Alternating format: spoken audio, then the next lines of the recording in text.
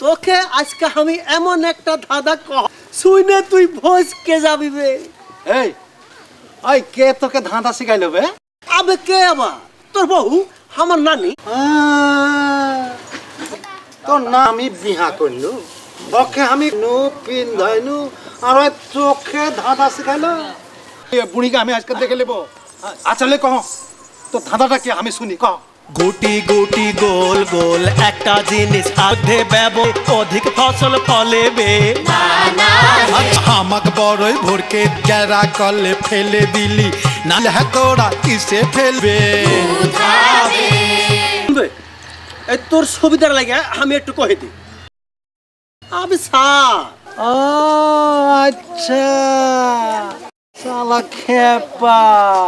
মনটা আমার বুঝেছি গুটি সারের কথা বে, এই গুদা ইউরিয়া তুই কহে ফেলিবে।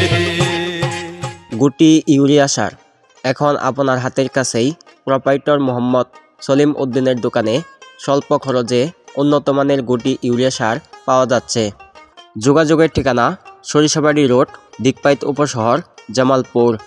Mobile number 01744246762।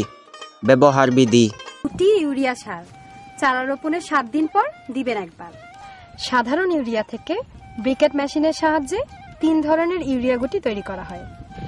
1 গ্রামের ছোট গুটি এবং 2 ও 3 গ্রামের মেগা গুটি।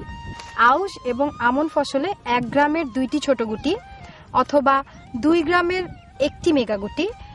বড় ফসলের 3টি ছোট গুটি অথবা 3 গ্রামের 1টি মেগা গুটি ধানের 4 গুছির 3 থেকে 4 ইঞ্চি কাদার নিচে পুঁতে দিতে হবে।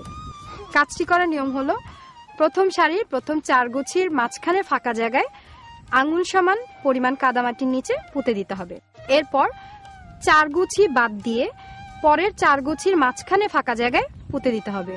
প্রথম সারিতে গুটি প্রয়োগের পর দ্বিতীয় সারি বাদ দিয়ে তৃতীয় সারিতে একই নিয়মে গুটি প্রয়োগ করতে হবে।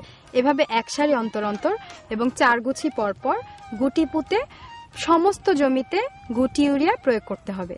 প্রয়োগ করার পরে পেছন দিকে হেঁটে চলে আসতে হবে।